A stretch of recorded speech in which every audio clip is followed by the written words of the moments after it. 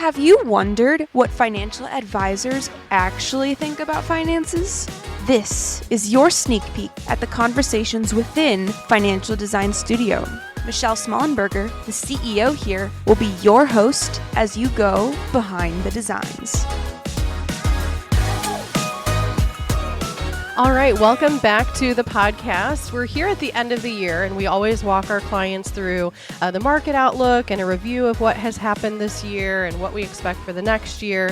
And in this episode, we want to share with you our observations from 2023 and kind of what we're looking forward to or what we think 2024 could potentially bring. So today we have back with us our guest, Rob Stoll, our Chief Investment Officer. Welcome, Rob. Yeah, great to be back. I know everybody's going to be so excited to hear from you. I'm excited because, Rob, you're always reading, researching, you're talking with other analysts, other investment officers. So I think just everything that you have to share is so valuable, and everyone's going to love hearing kind of, this outlook even ahead of 2024. So Yep. So absolutely. Thank you for being here. So let's just kind of start, I guess, just kind of big picture. We're going to review 2023. I know 2023, there was a lot that happened. And if you look at the market, it almost looks like a little roller coaster. So there was a lot that went on. Do you want to kind of talk us through just some of, I guess, the mini crises that we had in 23 that in the moment, it was kind of what do we do about these or what's happening? Now when we look back, we have all this hindsight. So that's really valuable. I'll let you kind of, maybe share some of those. And Yeah. So it is funny getting into year end. You always kind of look back a little bit and, how did the year go and what worked, what didn't work. Yeah. I've been in this business since 1997 and, there's years that I can recall that it was like, oh, that was a great year, and other years not so good and all that, and some were like really challenging. And I have to say, like 2023 has been one of the most challenging years that I've dealt with, and even a lot of my peers that I talk to regularly who are also in the business as well. 2023 just kind of worked out a lot differently than what people thought. So you kind of came into the year and it's like, oh, there's a lot of expectations for recession and, that has investment implications for bonds and different types of stocks and all that. And then we get the Silicon Valley Bank failure in early March. And that seemed to be kind of confirmation that it wasn't all well in the economy and there's something going on. But what happened, over the, really from early March until I'd say Halloween this year is the market just got like extremely narrow, where nothing other than like 7 or 10 stocks in the S&P were really doing anything. Bonds were up until October looking at their third straight year of losses, which is like never happened before. Other parts of the stock market, other than the largest companies, really were like flat to up a couple percent. So it was like, and the economy held up really well. Despite the bank failures and, some early signs that maybe jobs are getting softer and all that, the economy just kind of sailed along and there wasn't any issue at all. So it was just a really, really weird year. It's kind of, I think, just in kind of November and December, it seems to be like acting a little bit more like we would have thought. But yeah, it's 2023 was just a really interesting year. Just with that and the debt ceiling debate over the spring and things like that. Yeah. Well, and so much of this too. So even in between, those big things happening kind of that were in headlines, even just, I think on a day-to-day, even practically people wanting to, move. So buy or sell their homes, rates moving affected that. So they can't borrow as much because rates were really high. So there's so much that when we look back at, it's interesting because as each of these stories, we can look back at, past podcast episodes and articles you were writing in those moments. And this is where we kind of look back and say, okay, how did we handle that? But also like what were, clients thinking too? So we were hearing, we hear a lot of reactions to the news. And so one of the reasons that we're kind of talking about what happened is now we have all this hindsight. So now we can kind of say, just as a reminder, which we always tell people, kind of this long-term view of investing, we have to keep our focus where it belongs. So yeah. I think it's just helpful. And there's so much that happened too.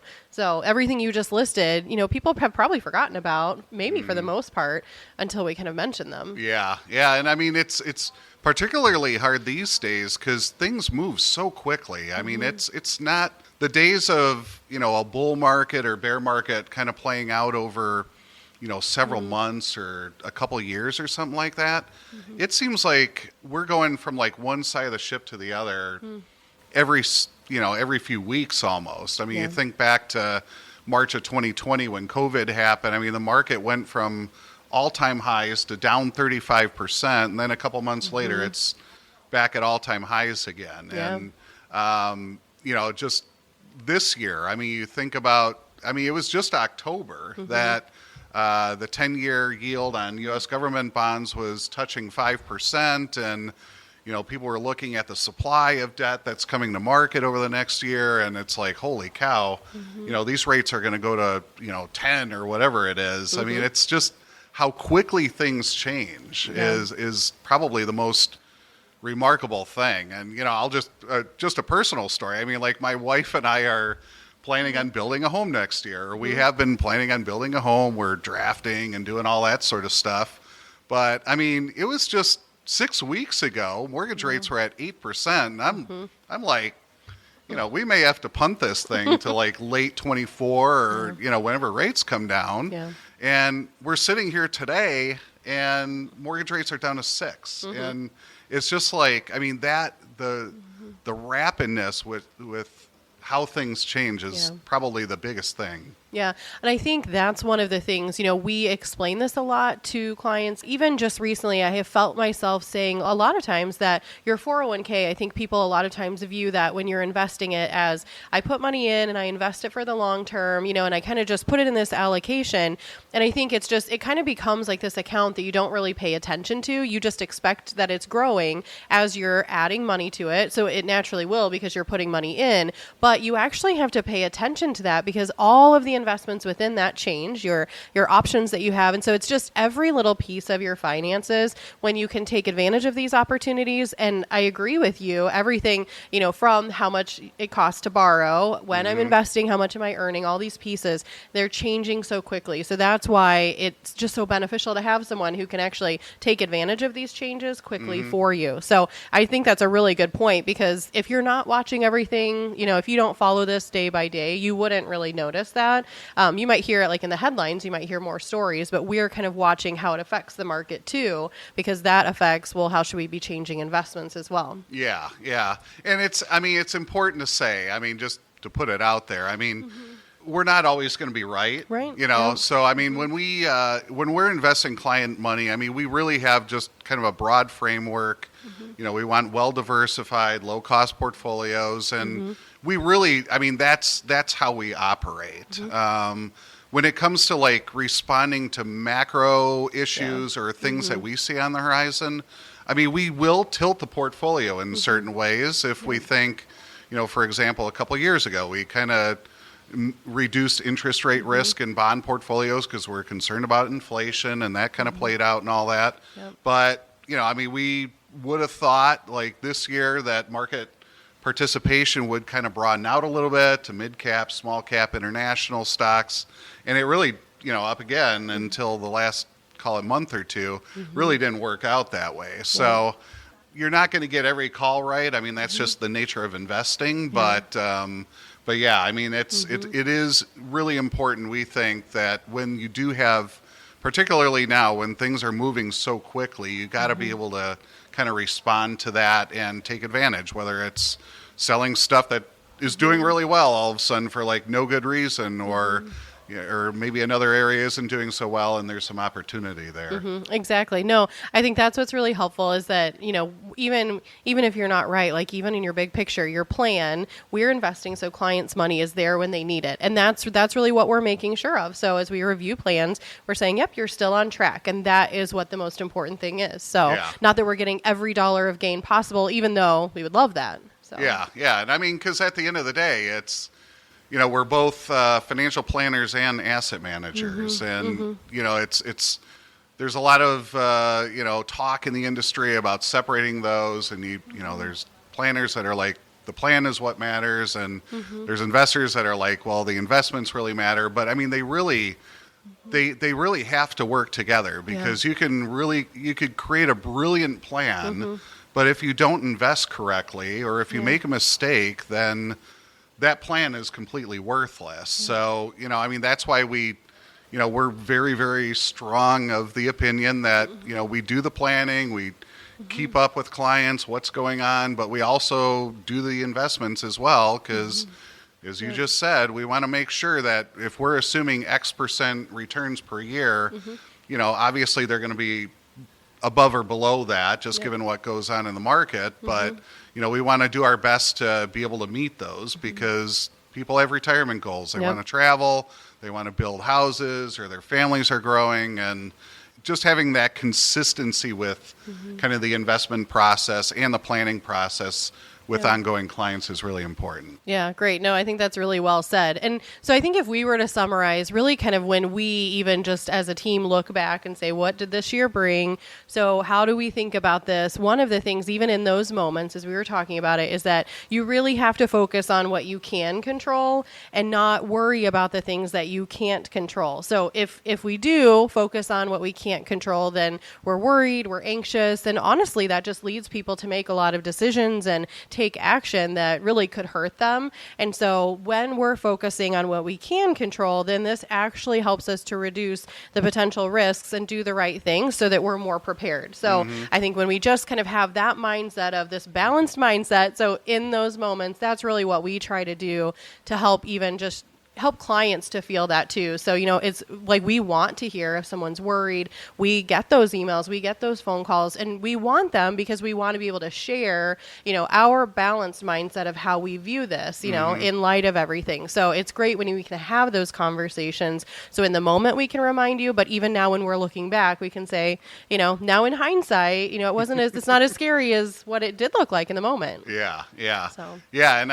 again, just the consistency of having that framework in place as well is really key, because if I'm a client of somebody, some advisor, and their views are all over the place, or they're moving from one side of the ship to the other all the time, it's hard to keep up, and that doesn't really foster a lot of confidence. But it's I would say the bedrock of our kind of investment process is really just faith that what we've seen historically over, decades, 100 years, that if you just stick with the program, don't do anything stupid, stay well diversified, things like that. I mean, it will work out in the end. And some years it'll work really well, other years it won't. Like this year was challenging, to be honest, but it's just sticking with the process. Yeah. Okay. So no, this is helpful. I think this is it's kind of like, okay, now we know how to move on. So I know I'm really looking forward to hearing, because we've had the Fed has talked this week, and I know you're listening and paying attention and then talking about it and saying, so how does this affect the future? So there's so much now we're going to get into, just kind of this outlook ahead. So for this year, what do we expect? Just kind of give us kind of your broad thoughts of kind of what's been happening and where we think we're going. Yeah. So, I mean, it is helpful to just kind of, provide a little context, because the Federal Reserve didn't meet this week and decided to leave rates unchanged, but their tone just was shockingly different than what it had been. So we'll get into that in a second. There's your teaser to keep listening. But I mean, really, the 2023 kind of economic investment framework is we've had really high inflation for a couple of years.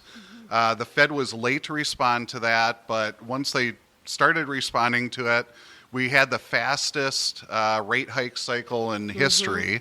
So rates went from 0 to 5.25%, almost overnight, it felt like.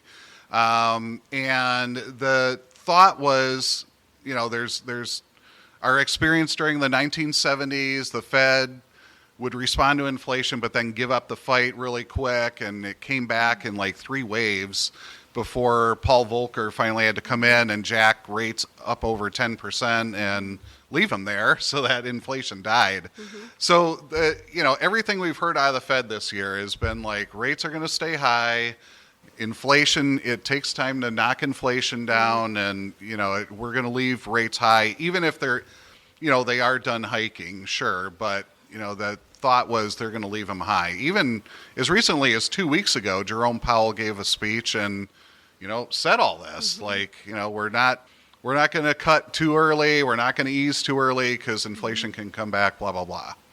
So that brings us to this Wednesday, and that was the consensus view going in, was we'll just hear we're not going to hike rates anymore, but we're going to keep rates where they are. And basically what they said is we're going to start cutting rates like next year and in 2024. And I mean, that just, the endorsement of that idea was like just completely out of left field. I don't know too many people who are expecting that. Yeah. Yeah, no. And I think that's the thing. So this is where the Fed talks. So they talk regularly. I mean, they come out with, here's kind of what we're thinking, here's our plan. So these are times when you look forward to these and we're like, okay, Rob, you absorb everything. So this was something where this is meaningful for now how we look ahead. So yeah, and I mean, it is really, there's always this game. It hasn't always been like this, but really for the last 20, 25 years, there's this game of cat and mouse between the markets and the Fed, because the Fed has just like imposed its will on the markets for the last 3 decades. So going into this meeting, the markets were starting to build in some rate cuts. I mean, we've talked about it on a recent post I did. I mean, I've been expecting rate cuts next year for the simple fact that they're way above what I would consider to be normal. So the market was kind of pricing in at, call it 3 rate cuts for 2024. We go into the meeting and on Wednesday, and the Fed they come out every few months with their own projections for how they kind of see interest rates playing out over the next 3 years. And they had 3 cuts built in, like, kind of out of nowhere. I mean, they were kind of there before, but not really. So they basically just endorsed the market view that, oh yeah, we're going to start cutting rates next year. So the market being the market, they went from pricing in 3 cuts to now it's 5 cuts. And there's actually, if you look at the probabilities, at least this morning, of them cutting rates in January, they're not negligible. It's like 20%. And so, I mean, this is just like, kind of like Pavlov's dog. Investors hear, oh, rates are going to go down, buy stocks. And I mean, that's been the reaction over the last several days. But it does open up a lot of questions about next year. And frankly, kind of muddies the water a little bit in terms of, well, what is next year going to look like? Okay. So it's even interesting, as you're saying, like the market reaction to this. But what we've seen, so in the beginning of the year, diversification, when we talk about owning different types of stocks, that didn't work because there was just a select group of stocks that was performing really well and nothing else was. But now in the last month, it's really spread out. So now even that reaction, so stocks moving higher, it's not just that select group. Now really everything, so small, mid cap, is really reacting, which is really great to see in a diversified portfolio. That's what you want to be happening. Oh yeah. Because I mean, when I would, writing up notes to clients and things like that in November, it's like, it's diversification. I truly believe in diversification because I mean, the issue is there are plenty of examples where if you have your eggs in one basket, that, whatever that asset class is may or may not do well for extended periods of time. And we saw that after the tech bubble in 1999 and 2000, the S&P went nowhere for like 15 years. So if you weren't well diversified, sorry, but you were having to redo your retirement plan in that. So, it's I do believe in diversification, but I mean, this year up until, again, early November, really, I mean, that looked like a pretty stupid thing. It's like, well, nothing else is going up other than this one index, and within that index, basically 10 stocks. So, What's even interesting is, some people who own just like individual stocks, you'll see a lot of these large companies, kind of these bellwethers that have always been good stocks, but even this year, like they have negative performance. And so it's just, I mean, it's almost kind of like you just kind of told clients, here's what this year has been like. But it's almost like we need like another update here just in the last 3 weeks because everything has changed so much for the better. Yep. Yeah. So thankfully, yes, performance has broadened out a lot. There's a lot of stuff doing better. And I mean, that actually, in a way, kind of, as we kind of get into what is next year going to look like, I mean, that informs a lot. Yeah.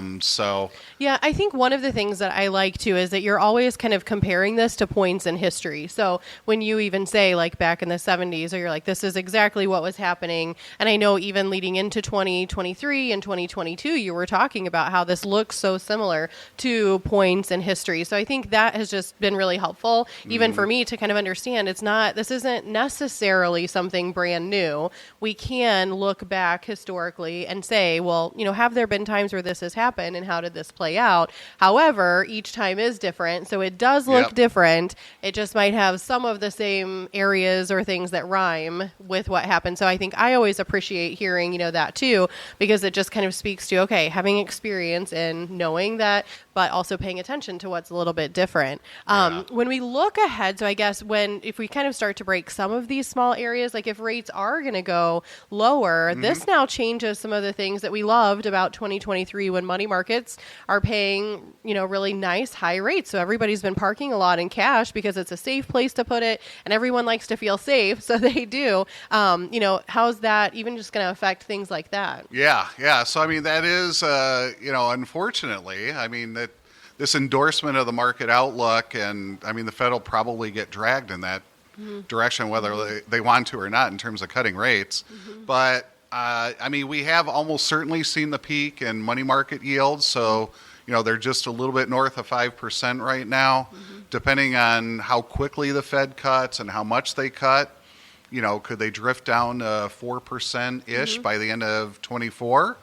Probably. I mean, maybe even a little bit lower than that. We don't know. Yeah. Savings rates, we always bully our clients if you have your emergency fund, don't leave it at, I'll pick on Chase Bank, Chase, don't leave it at Chase because they're paying you 0.01% on that. So move it to Ally, move it to Capital One, you're getting 4.25%. Well, those, I mean, almost certainly those rates have seen the peak already. So those will probably start coming down, call it 1% or so over the next year as well. So that is, I mean, that, and then that invites the question of, well, if I'm only going to get like 3 or 4% out of that, then what else should I be investing in? Yeah. Because, I mean, at that level, you're basically keeping up with inflation, but not really.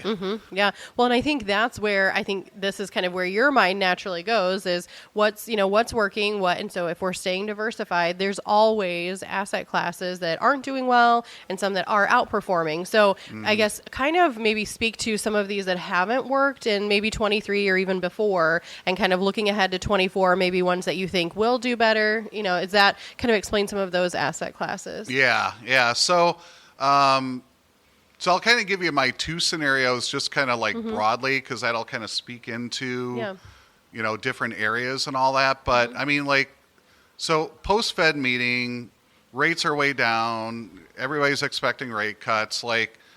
So the bull case, and I am naturally optimistic. I mean, I know a lot of our clients that read our stuff regularly. I've been like kind of bearish, pretty bearish for the last, call it 3 years or so. So it kind of sounds like I'm just naturally that way. I'm not. I am a firm believer in, the triumph of the optimist. That's a great book if you ever want to read something and feel better. But, so I am naturally optimistic. So, I mean, the bull case, if I was to put out the bull case for 2024 is rates are coming down. So that alleviates a lot of pressure on banks. That alleviates a lot of pressure on like real estate. That's going to make it a lot easier for consumers, like me, to build a house, buy a house, buy cars. I mean, loan rates on cars have been insane this year, but I mean, those will probably come down. So, the bull case is for the first time in history, like the Fed will have engineered the perfect land, like an immaculate landing from a high inflationary environment, very strong jobs, to being able to vanquish inflation without having job losses go up. So that is the bull case. It goes, frankly, it goes against every instance in history. So, I mean, this would be the first time that something like that would happen. But it is a real possibility. And then you throw in the election next year. And, I mean, just like any incumbent from either side of the aisle, come hell or high water, they're going to try to keep things looking good into that election. So there's a lot of reasons to say, 2024 might not look that bad, even though a lot of those gains happen this year. But I mean, there might still be some good stuff to come. If I was to give kind of a more not bearish, but more constructive view of things. I mean, I have been talking a lot about how I truly believe we have transitioned away from this period from, call it, the early 90s through 2020, we'll say, where, we had very low inflation or disinflation.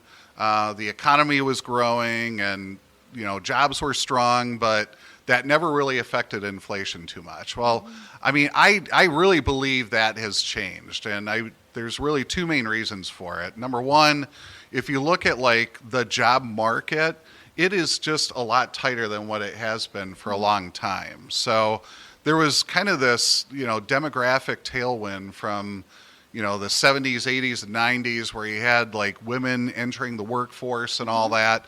And the supply of labor was just vastly outgrowing that of the general population growth. So, you kind of look back and, for people who are my age, you might remember the Bush election of Bush Clinton in 1992 with the jobless recovery and, where the job growth just wasn't there. And, it was employers just had a huge upper hand over labor for a long time. I think that has changed. I mean, if you actually look at labor market growth versus population, it's actually below general population growth now, which to me suggests, and all of us have seen it, especially small business owners trying to hire people for the last 3 years. I mean, there just are not people there to do the work, or at least qualified ones. So, that number one, I think that is a demographic thing that is going to underpin labor. It's going to put upward pressure on wages for a long time. The second thing is energy. We have been in this environment for, no pun intended, we have to cut out fossil fuels and transition to solar and wind and, some other stuff like that. I mean, all that is great. I mean, I'm a huge fan of being efficient and everything. But there's been such, I would say, underinvestment in stable energy sources, whether it's oil, natural gas, even something like coal, where energy insecurity is actually an issue these days. You look at what happened to Texas a couple winters ago where they lost power. Every summer it seems like California is either in mudslides or burning, and their electrical reliability has gone way down and all that. So, it's and that to me is also going to have kind of an upward bias to just inflation, because if if energy becomes more uncertain or more scarce because it's been underinvested for so long, then that's just supply and demand. Supply isn't there, demand is still there, and prices will react to that. So I don't want to say bearish, but my concern is we are potentially going to repeat some of the mistakes of the 1970s. And I've talked about that for the last several years. The Fed, would hike rates, but then cut them too quick. Inflation was never vanquished, and it came back in waves. Well, if we're going into 2024 with full employment, unemployment never went up, and now consumer demand is going to start surging again, which means building more homes, buying more cars, buying more stuff because the cost to do so has come down so much, then I think the real danger for what the Fed has done in kind of pivoting this week is that they have just encouraged this second wave of inflation. And it's not going to happen overnight. I mean, there's a lot of tailwinds. I mean, just the way the index is constructed, it takes like 18 months for softer home prices to kind of work their way through. We're only halfway through that. So, I mean, there's going to be like headline inflation is going to look fine for most of the year next year. But the issue is if the economy is strong and labor markets tighten even a little bit more, then we might be right back in the soup of, you know, inflation is a problem, voters are angry, and the Fed has to turn tail again.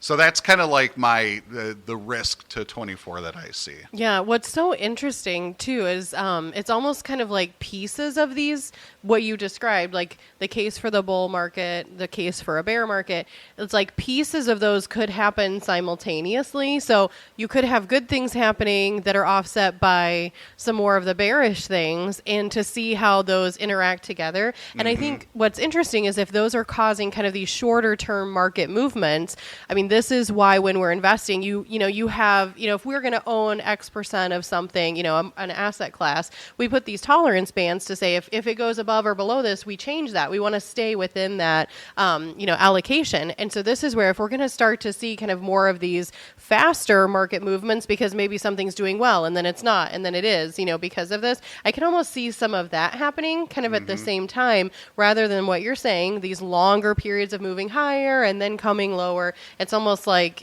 shorter, faster changes maybe. Yeah.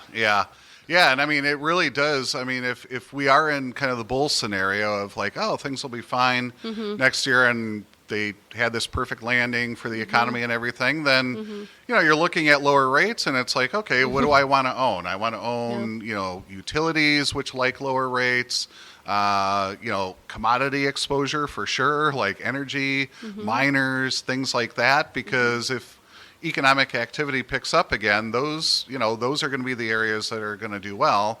Emerging markets, even China. I mean, China's been terrible for a couple years now, but maybe that's that kind of lower rate but still strong economy environment kind of lifts them up again. If you're in kind of the other camp of like maybe that maybe all is not well, and maybe we get that second inflation wave, or maybe my pet theory about why the Fed pivoted this week is the banks have been carrying huge unrealized losses from the spike in interest rates for the last 3 years. And we're coming up on year end, and auditors and regulators are going to, a year ago it was like, oh, these losses just kind of happen, so we'll just kind of let them slide and all that. But it's the way regulators and auditors work is when losses kind of persist for more than a year, you start having conversations about, other than temporary impairment losses on your investments. And, that directly affects the equity in banks and things like that. So, I mean, just if that's the kind of scenario we're going into, then, I think utilities, an area that would still work and all that.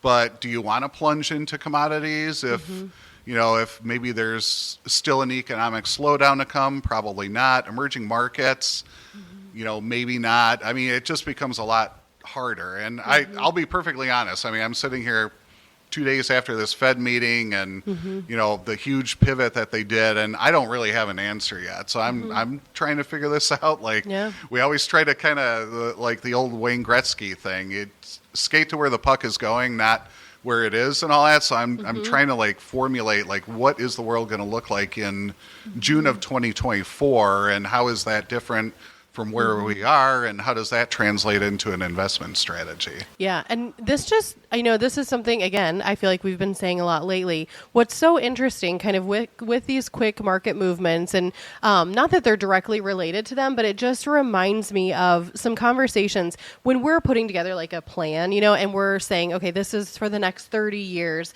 It's a very big picture. This is, of the strategies available. This is what, timing wise in these years we'd be doing this, maybe Roth conversions or something.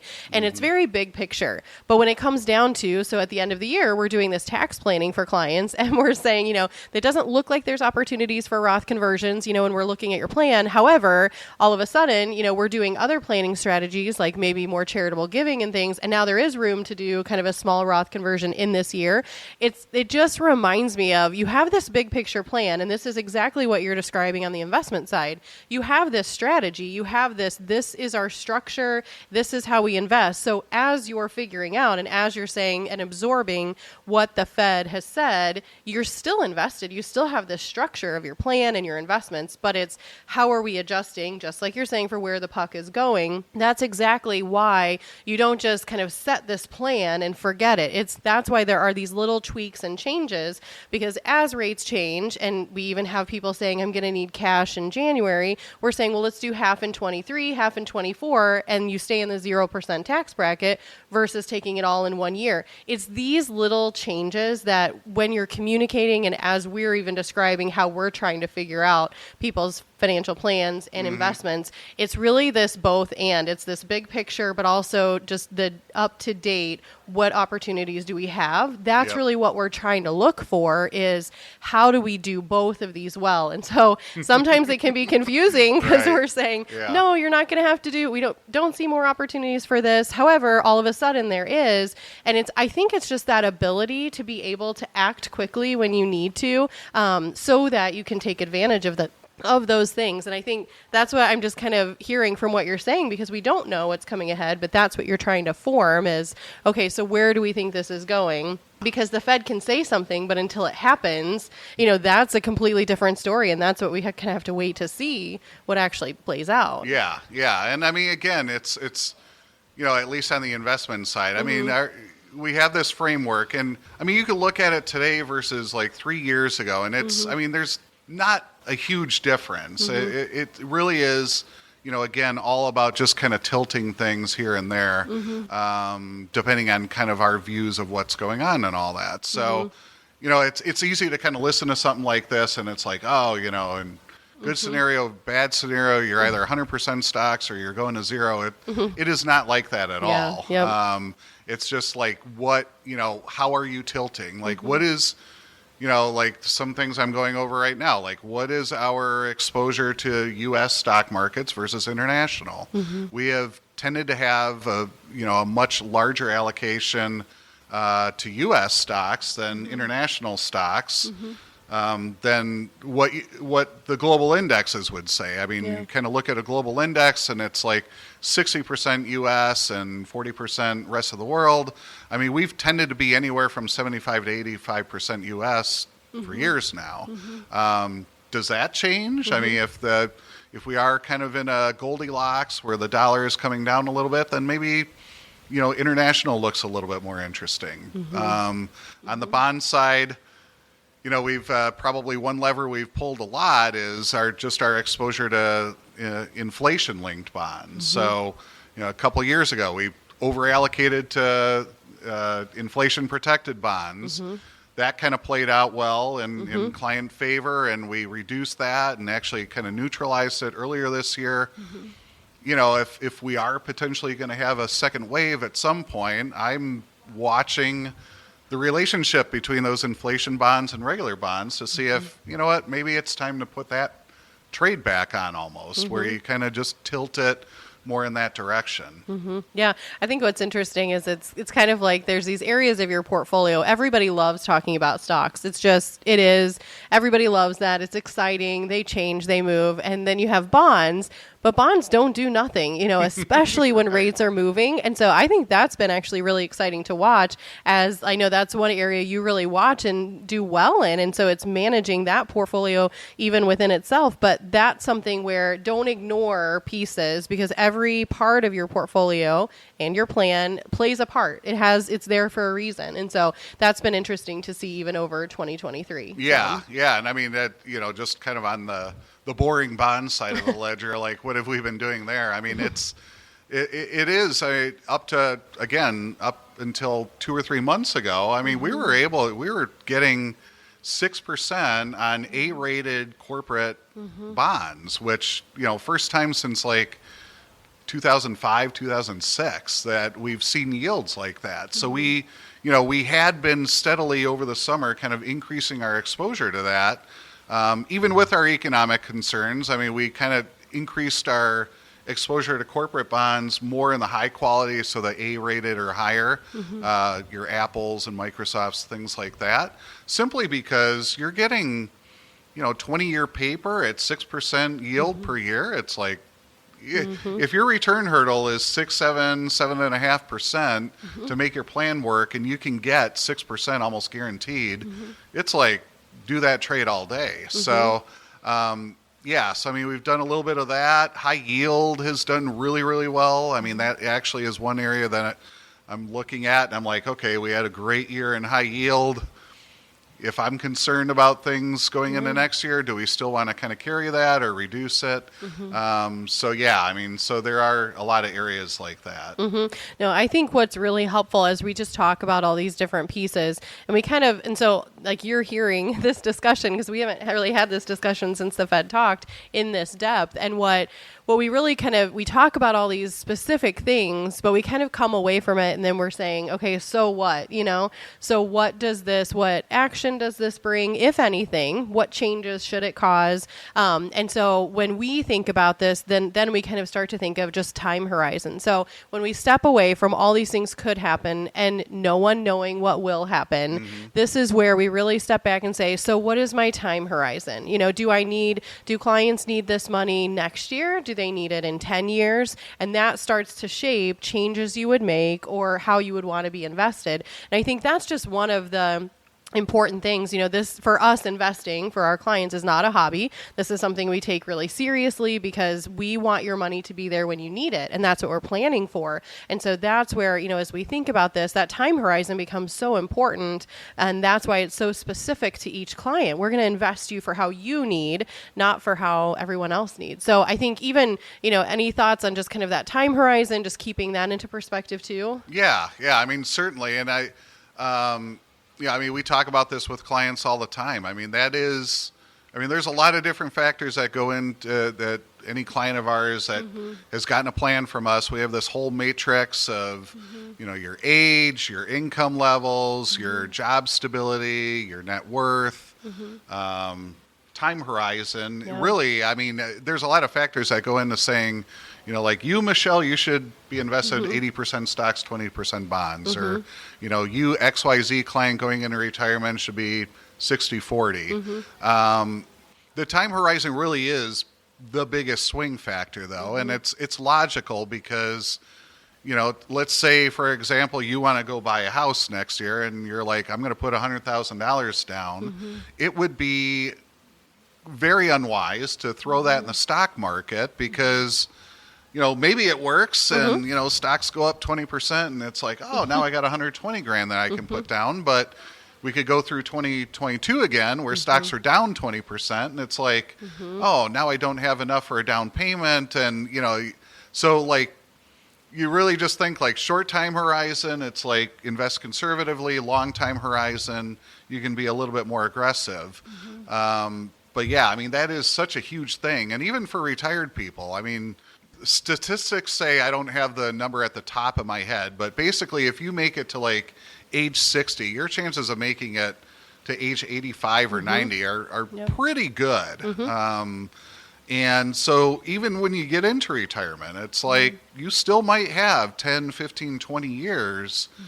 That's a very long time horizon to be able to kind of ride all the market's ups and downs. Exactly. And I think one of the nice things is when you are invested, in a diversified portfolio for your time horizon, then you won't see these big, large swings that you're uncomfortable with because you'll be invested like you should be. So, you're not going to see big movements if you shouldn't be seeing them because how you're invested will reflect that. So I think it's just important. We're really kind of, I guess, emphasizing how all of these pieces fit together. But it's helpful, though, just to think about all the in-depth things that are happening today, kind of what we think ahead, and then tying it together. Yeah. And I mean, the key to winning in investing is really just being consistent and having the framework in place. So, I'll harp on it again. A well-diversified portfolio with kind of a structure around it to rebalance it regularly or whenever it needs to. So, I mean, we have that, a well-diversified many asset class portfolio that we invest in. In any given year, some stuff works, some stuff doesn't. The old joke in the advisor world is when you have a diversified portfolio, you're always having to apologize for something. And that is certainly the case because well-diversified portfolio where everything goes up or everything goes down at the same time is not a diversified portfolio. Yep.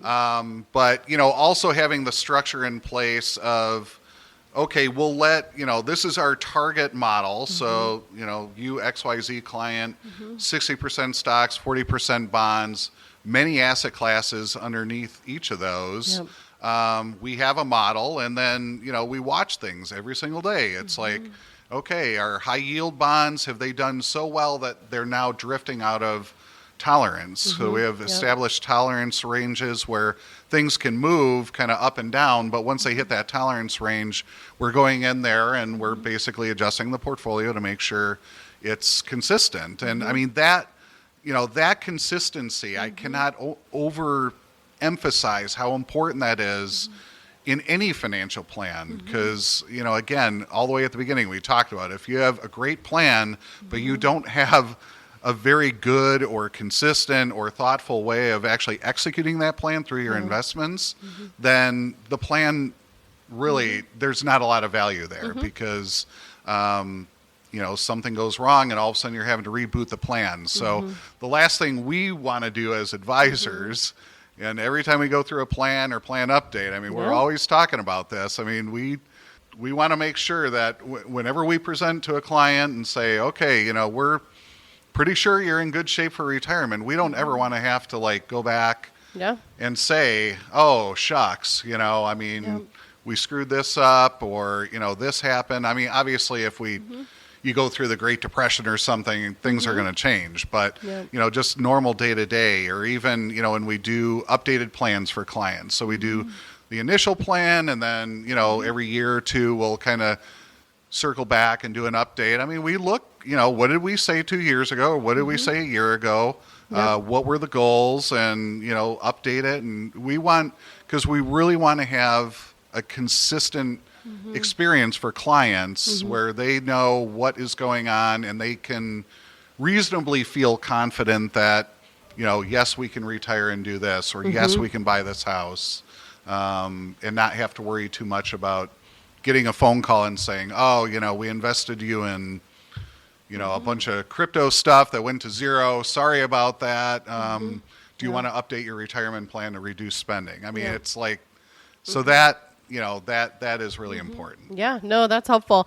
So any final thoughts as you kind of take us, I think we hope for the bull market. We're optimists. We're going to hope for that. We want that to happen. But just kind of being aware of this, anything you would kind of leave people with as they're looking ahead to the new year? Or? Yeah, I mean, I am more an optimist than anything. So, and I am a realist as well in terms of we are going into an election year, and I'll probably have to dig up an old post I did, from way back from the last election cycle. But, generally speaking, markets, tend to like the fourth year of a presidency. So, it's like, so I guess, I mean, I would maybe say the chances of this perfect landing are not too bad. And I don't necessarily expect things to boom just because they've really, I think the market has kind of gotten ahead of itself a little bit. So, so there will be ups and downs to it. So, but, I think generally speaking, I feel decent about next year. And even though, I mean, as clients know, I mean, I've been talking about a recession for a long time. I mean, I have also been clear. When I say recession, I'm not saying like 2008 all over again. I just don't see that happening. So, I mean, that would be just a mild economic downturn where it's like, maybe stocks go down 20% or something and then kind of recover after that. But, I think that risk is still out there, but I mean, we'll just have to see. I mean, again, just the pivot in the Fed, as much as me as a fundamental investor would like to say, oh, it's about the economy and corporate profits that drive stocks. I mean, it's at the end of the day, it's Fed policy and that really drives things. And so, I mean, that's what you have to look at, and that's what you have to kind of anticipate. Yeah, no, thank you so much for sharing all of this, just the in-depth and what you're hearing and reading and talking with others about, because, in all honesty, like our listeners are not having these in-depth conversations, and even like analyzing it to this level. That's what they look to us for. And so I know it's helpful. I know they're going to appreciate this discussion. So thank you so much. Absolutely. Yeah, no, it's a great time to get on here. And everything that we're doing for clients is we're trying to bring clarity so you understand everything so that you can be confident. So as we're investing, as you're planning, you can be confident in those goals that you've set and that your money's going to be there when you need it because you've done the planning and the investing work to make that happen. So thank you so much for being here, Rob. We want everyone to see that investing is a lot more than just a hobby to us. We take our job very seriously and handle your money strategically. But we also want you to be armed with the knowledge of how we think about your investment so you feel confident in those finances too.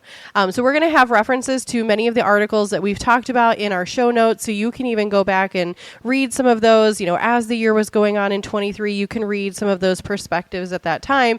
And if you have questions, just things that we've talked about today, or maybe you're thinking about another area and you just want to send those questions to us, feel free to forward those to podcast@financialdesignstudio.com, and we could do another episode to answer those too. So we love to hear those questions, and we will talk to you on the next episode. Thanks so much for listening. Thanks for listening. To find any links or resources related to this episode, check out our show notes. Your host was Michelle Smallenberger, a certified financial planner and CEO. The guests featured are from Financial Design Studio, a team of experienced, fiduciary, fee-only advisors based in Chicago. Anna Lewis is the executive producer of the Behind the Designs podcast. And as always, for more information about Financial Design Studio and who we are, check out our website, financialdesignstudio.com.